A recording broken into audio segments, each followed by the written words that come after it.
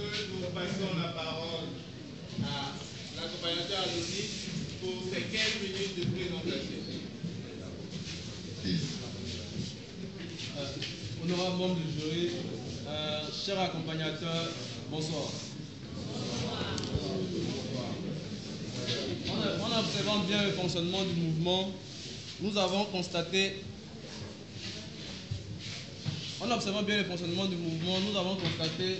qu'aucune, sinon très peu d'attention sont portées vers le secourisme et la sécurité des enfants.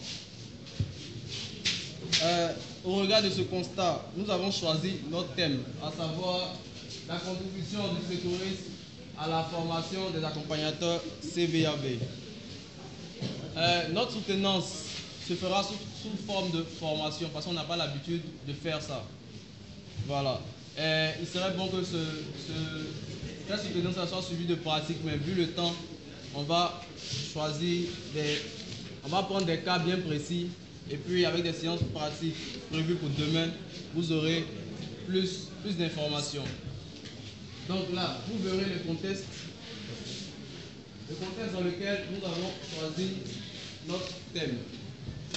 On a constaté que le mouvement ne dispose pas d'assurance pour couvrir les enfants en cas d'incident, que ce soit au plan national, diocésain, encore moins sur les sections de base. Nos activités ne se déroulent pas toujours près des centres de santé, ce qui fait qu'on est exposé. La grande majorité des sections n'ont pas de boîte à pharmacie, encore moins de trousses de secours. Les encadreurs qui suivent les enfants ont peu ou même pas de connaissances sur les techniques de secourisme, ce qui est dangereux pour les enfants. Le système de formation actuel n'inclut pas la formation au secourisme.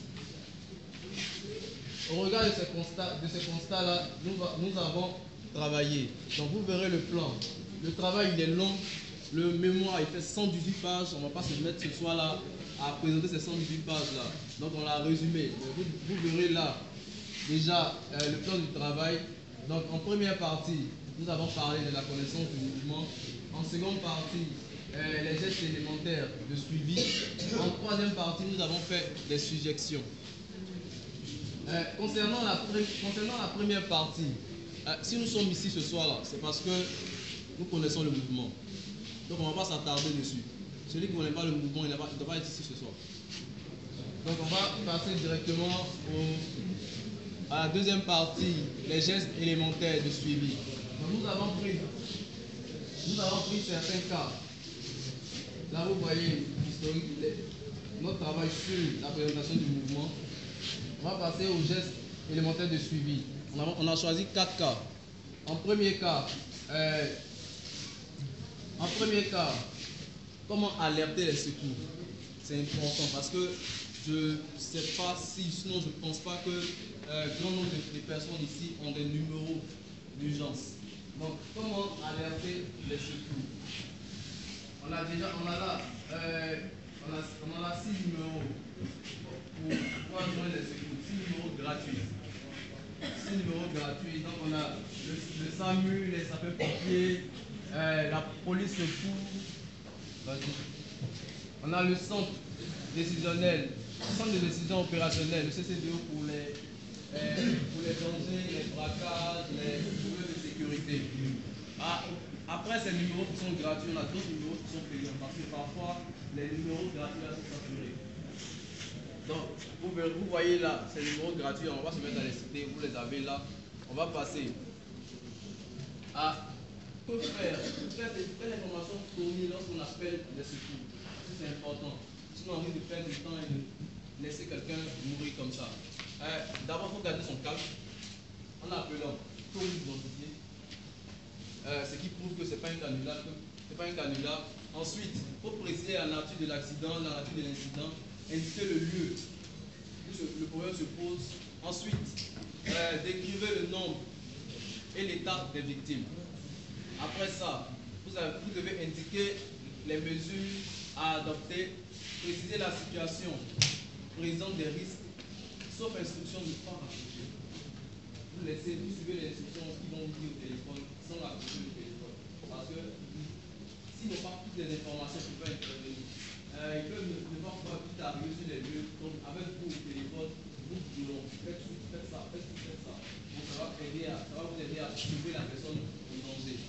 Après ça, comment alerter les secours? On a très souvent, lors de nos rassemblements, des crises d'asthme. Toujours, on trouve des crises d'asthme. Mais combien parmi nous savent que faire lorsqu'on a des crises d'asthme? Je ne pense pas qu'il y en a beaucoup. On voit un accompagnateur venir intervenir, que faire? Donc, là, le traitement, c'est mettre la victime en position demi-assise. Ensuite, vas-y, ah bon? Ensuite, il faut déterrer les vêtements pour faciliter la respiration. Surtout pour rassurer la victime. Il faut garder son calme. C'est très important. Si la victime a agité, peu importe ce que vous allez donner comme médicament, ça ne va pas passer. C'est les choses qu'on vous dit. Si la victime a des médicaments sur elle, vous devez lui donner. Si la victime a des difficultés à parler, si ses lèvres deviennent bleues ou son pouce s'accélère, alertez son médecin traitant. C'est ce que son médecin traitant. C'est très important. Quelques mesures pour les asthmatiques. Vous devez avoir toujours vos médicaments sur vous. Vous devez vous prémunir. Vous devez vous prémunir contre les variations de température, donc avoir des pullovers, des draps pour vous couvrir. Aussi, il faut éviter de boire l'alcool ou de fumer. Ça agit très asthmatique. Parfois, les asthmatiques sont simplement fragiles. Quand il y a des brûlures nocturnes, après la crise d'asthme, on va passer à la diarrhée. Ça arrive souvent parce que on mange des choses qui ne sont pas toujours bonnes pour nous. Donc, les causes de la diarrhée, nous avons les vers intestinaux, le manque d'hygiène, les aliments mal marchés, la consommation des aliments décomposés, la consommation des jus trop fermentés. Quelle solution? Nous en avons deux, au sens traditionnel. Le jus de kaolin, le charbon de bois écrasé et mis dans l'eau. Faire bouillir des feuilles de goyavier. Ces médicaments traditionnels-là, on peut les prendre, les utiliser lorsqu'on n'a pas de médicaments de pharmacie. Parce que très souvent, vu qu'on n'a pas tout le temps des sources de secours de votre pharmacie, on est obligé d'adopter ce genre de cas-là. Sinon, pour les médicaments modernes, on a la liste là que vous voyez, Atapulgie, Flagyl, Smecta, Ganida, que vous pouvez donner à vos différents enfants lorsqu'ils ont la diarrhée. Après la diarrhée, on a les piqûres d'insectes. Donc, que faire lorsqu'on a les piqûres d'insectes? En cas de piqûre d'insecte, il faut extirper le dard s'il est présent. Si l'insecte est présent, de lotion à la calmite. Donc, vous voyez là, si on va pouvoir utiliser des aliments, vous avez là les différents traitements pour les piqûres d'insectes. Donc, face à cette vidéo-là, on peut faire ce que nous proposons.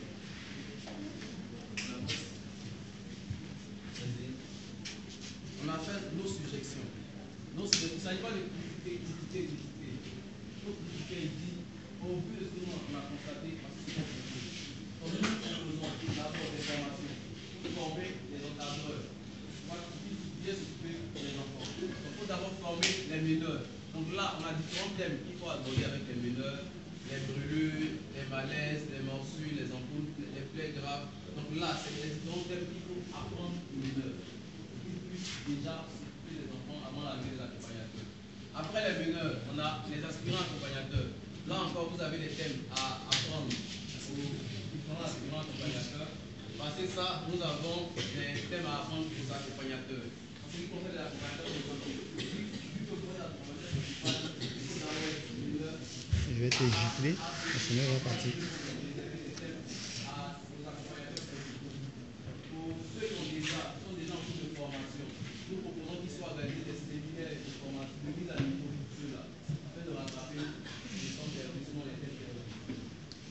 Après ça, on sait aussi qu'on n'a pas de tour de secours, on n'a pas de boîte à pharmacie, donc c'est nécessaire de les avoir.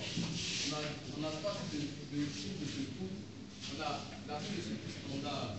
La tour de secours standard doit contenir les articles suivants: le numéro de téléphone d'urgence des sapeurs-pompiers, du SAMU, les numéros de téléphone de la maison, du travail, des parents d'un ami. Des compresses de gaz stérile, des rubans adhésifs, bandes en rouleau et bandages, des pansements pour les plaies, des pinces à épiler. Parce que si quelqu'un est blessé, il a des choses dans la plaie, on le fait. Par exemple, il a enlevé, ça peut aggraver la plaie. Donc ça veut dire après la touche standard, on a la touche d'urgence. La touche d'urgence est souvent réservée à un grand nombre de personnes, aux familles. Voilà, donc dans cette touche-là, il faut avoir à la maison, en cas de sinistre, pouvoir l'utiliser. On a besoin d'avoir 4 litres d'eau par personne par jour, en fonction du problème du cas auquel on sera confronté. Ensuite, il faut avoir des aliments non périssables en boîte de carton ou en conserve. Et des boîtes remplacer la nourriture une fois par an. Parce que ça doit être conservé à la maison en cas de sinistre et utilisé. En général, on ne sait même pas. Après ça, il faut avoir des chaussures de marche, des vêtements, tout ça. Et passer la touche d'urgence qui est réservée aux personnes dans la famille, on en a plus qu'il faut avoir dans la voiture. Les gens font des accidents, mais que faire? Les témoins de l'accident arrivent, n'ont rien de la personne. Ils sont les passants en général. Donc, dans la voiture, il faudrait avoir une trousse de secours. Donc, la trousse de secours, pour l'avoir, il faudrait avoir une radio à pile, une lampe de poche avec des piles rechargeables, une couverture, des câbles de démarrage, un inspecteur, de l'eau en bouteille, la carte de la région dans laquelle on se trouve, afin de pouvoir se retrouver. Il faut avoir des fusées éclairantes, des trousses pour la réparation de pneus, des allumettes et lampions de secours dans un contenant profond et qui pourra brûler pendant de nombreuses heures. Quelques conseils pour le rangement. C'est vrai qu'on a des trousses de secours. Comment les ranger? Mal les ranger peut les endommager, les rendre inutilisables. Donc, nous conseillons d'ajouter dans cette trousse la liste de son contenu d'abord pour savoir ce que vous avez comme élément dans votre trousse de secours. Ensuite, effectuer un rangement logique et soigneux des composants de votre trousse. Séparer les différentes composantes de votre trousse selon les catégories dans des compartiments distincts. Contrôler régulièrement le contenu pour le remplacer pour remplacer ce qui a utilisé et vérifier les éventuels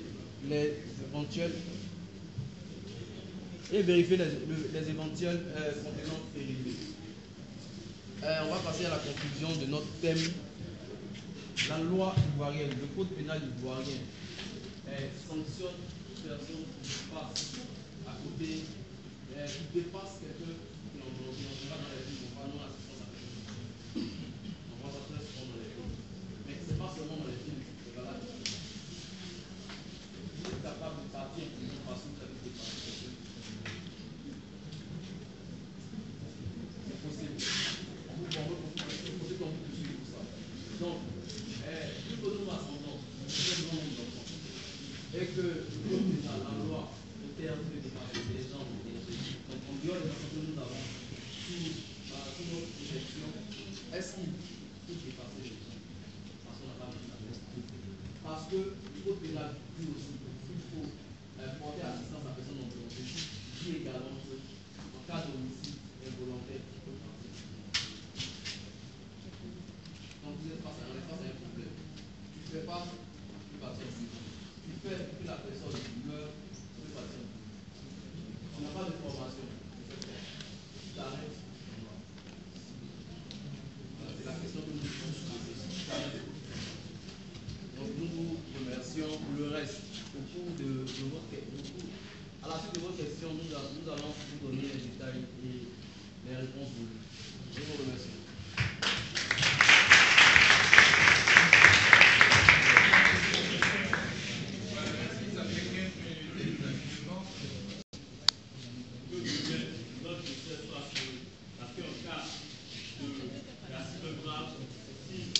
Si nous ne sommes pas assurés,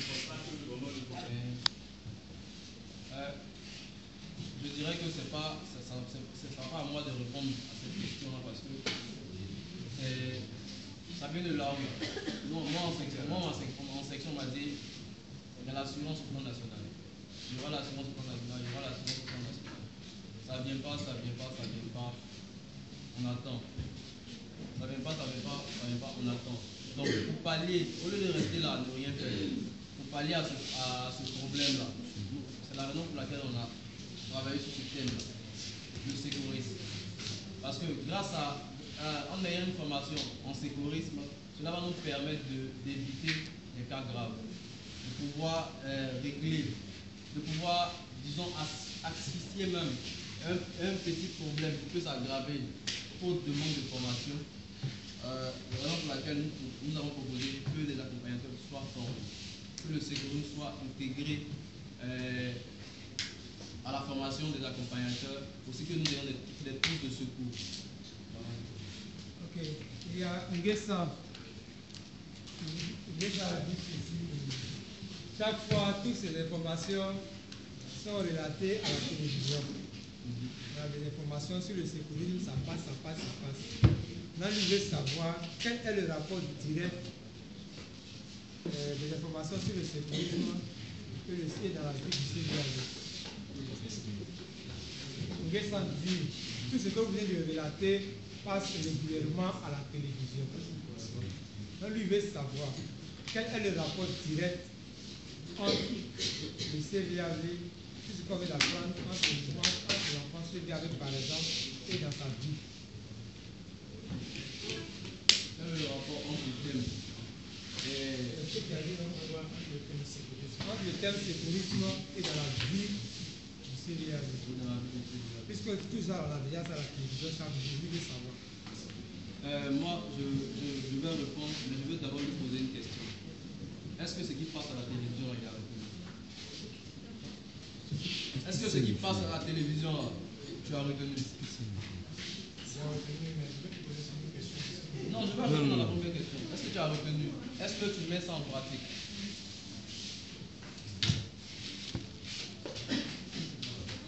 Tu mets en pratique? D'accord. En général, les choses passent à la télévision, ça passe à la télévision. On ne regarde pas, on ne pratique pas. On a juste, même pour ce que je vous ai présenté juste là, vous avez vu. Mais est-ce qu'on peut pratiquer vraiment? On n'a pas la formation. On a vu à la formation, à la télévision, on n'est pas formé à cela. Il faudrait qu'on soit formé. On rassemble beaucoup d'enfants. Un enfant pique une crise d'asthme. Ça arrive tout le temps. C'est même avant la fin du temps. Je trouve que ça n'arrive pas. Quelqu'un va piquer une crise d'asthme. On fait quoi? On attend les secours, on appelle les gens qui sont venus secourir la personne. Ou bien, nous-mêmes, on cherche à avoir une formation dans la chose pour pouvoir secourir la personne. La personne est blessée, on fait quoi? On va chercher de l'aide à l'extérieur. Il est important que nous puissions porter secours à nos enfants. Comme on a dit, dans le contexte, parfois on fait des sorties dans des lieux éloignés des centres de santé. C'est éloigné, on est isolé. Il faudrait qu'on soit formé à cela. Il faudrait qu'on soit des praticiens de la chose pour pouvoir aider nos enfants, pour pouvoir, en dehors de nos enfants, aider ceux qui sont à l'extérieur. Parce que parfois, on est dans la circulation, on voit les accidents. On passe, mais il faudrait qu'on puisse intervenir. Pour intervenir, il faut être formé à la chose. Voilà. Merci. Vous avez la parole.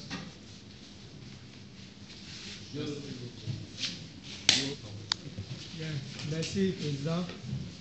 D'entrée de jeu, moi, je voudrais d'abord remercier AC en clignotant des yeux. Je pense qu'on a beaucoup d'informations. En tout cas, en lisant un peu seulement, m'a permis de savoir beaucoup de choses. En tout cas, c'est déjà bon. Mais seulement ce que j'ai eu à critiquer, ou bien des critiques, c'est pendant le rendement. J'ai constaté que vous avez fait trop de lecture en regardant l'écran. On suppose par exemple qu'il y avait peut-être une panne technique. Comment vous allez faire? En tout cas, c'est ce que je n'ai pas apprécié. Merci. Qui m'a laissé perplexe,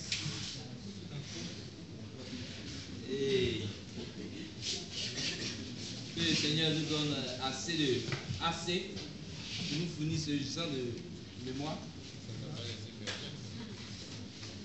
Le Seigneur nous fournit, voilà. Donc, mais c'est vrai que c'est beaucoup, c'est volumineux, mais ça ne nous a pas empêché de pouvoir lire ça. Voilà. Et donc, ça nous les prépare. Donc, mais je laisserai, je m'appelle à le dire, et tout comme ça.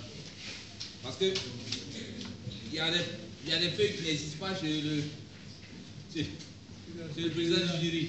Voilà, qui existent chez moi, mais qui n'existent pas chez lui. Voilà, ça, c'est une faute grave. Et à la fin, dans la bibliographie, hein, ligne 3, j'ai mis cours de formation de l'AP Teslim du 27 du mois 2007 sur fièvre et j'ai mis et quoi? J'ai mis une point d'interrogation parce que le et là, il n'y a rien. Maintenant, si tu as l'original là-bas, tu peux dire voilà. Il y a ça. Ben, je dis ça parce que mon cher Adonis, ici qu'on est en informatique et il sait que en informatique, quand tu es, si tu veux, dans le métier, il y a des erreurs à ne pas faire. Si c'était les autres, je n'allais même pas me plaindre dessus. Mais lui, si c'est son travail en plein temps, donc il y a des erreurs, il ne doit pas commettre. Voilà. Parce que quand tu vois, par exemple, Anderson dit que c'est parce que ce qui est dedans, c'est beau à voir. L'écriture, la manière de disposer des choses. Moi, je sais que c'est un informaticien, donc c'est bien. Mais le nombre de pages, tu peux mettre 1000 pages, mais nous, on va lire quand même, on va jusqu'à la fin. Donc, quand on regarde, par exemple, à la fin, chez lui, par exemple, il y a d'autres trucs qui n'existent pas. Et puis, il y a des mots que tu as sautés, ce qui n'est pas souhaitable pour toi.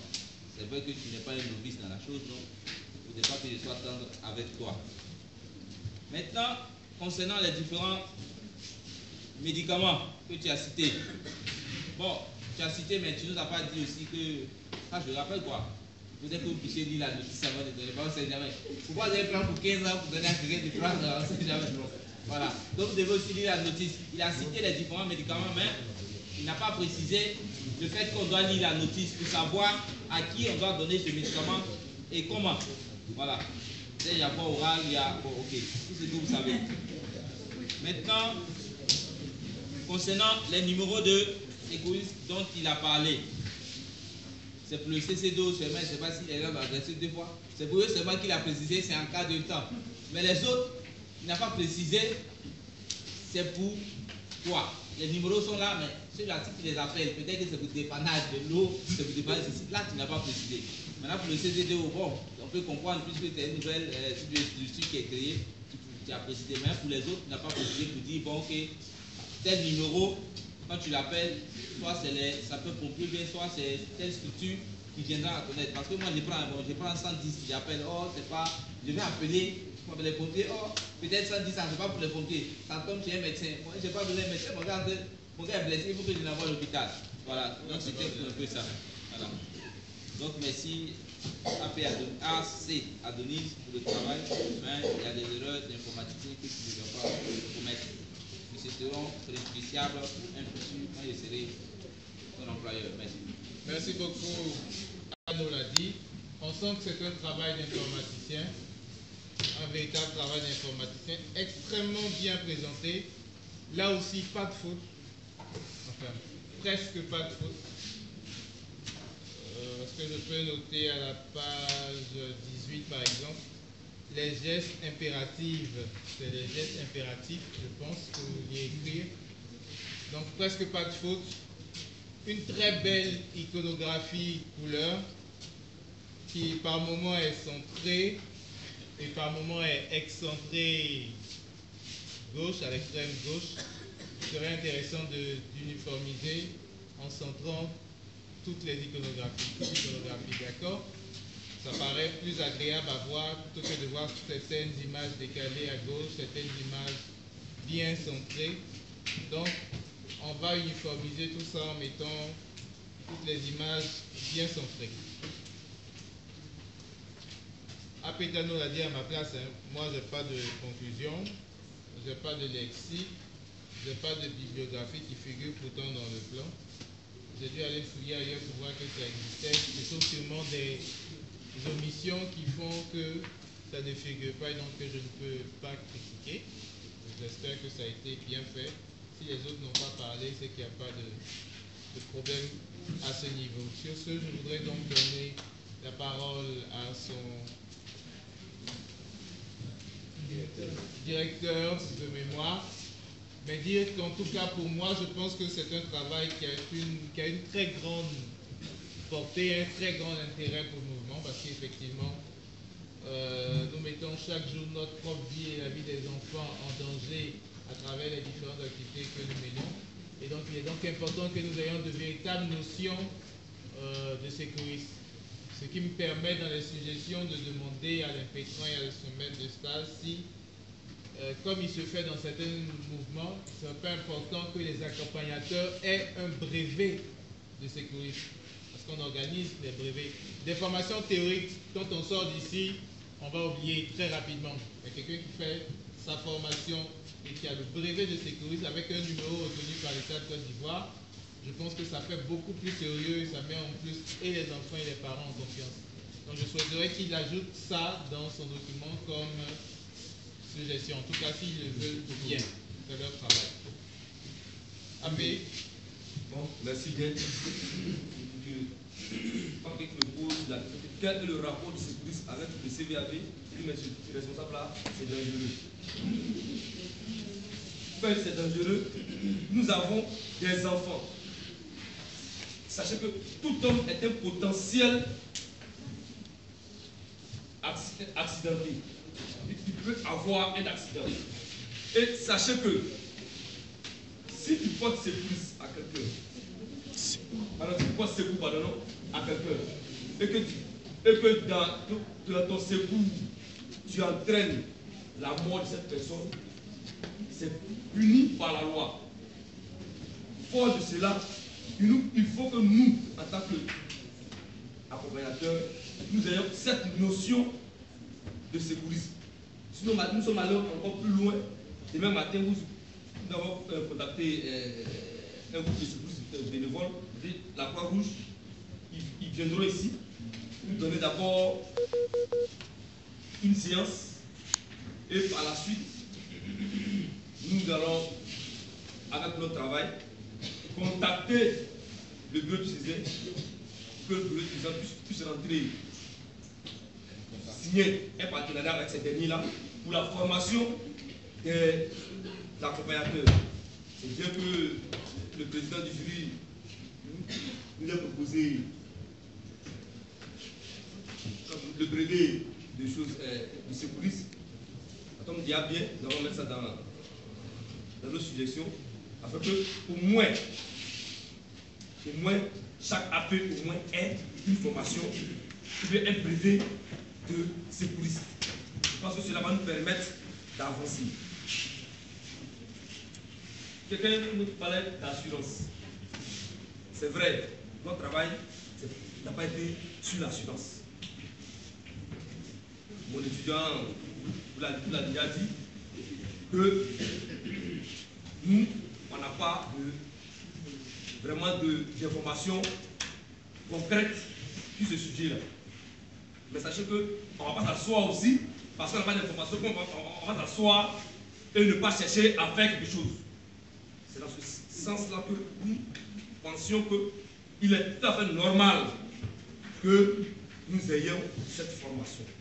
Et j'espère que lorsque nous allons poser ce problème-là devant les autorités, lors de nos conseils du César, vous allez nous soutenir que ce projet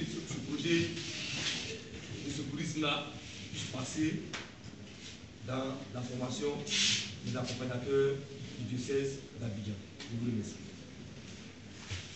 Voilà.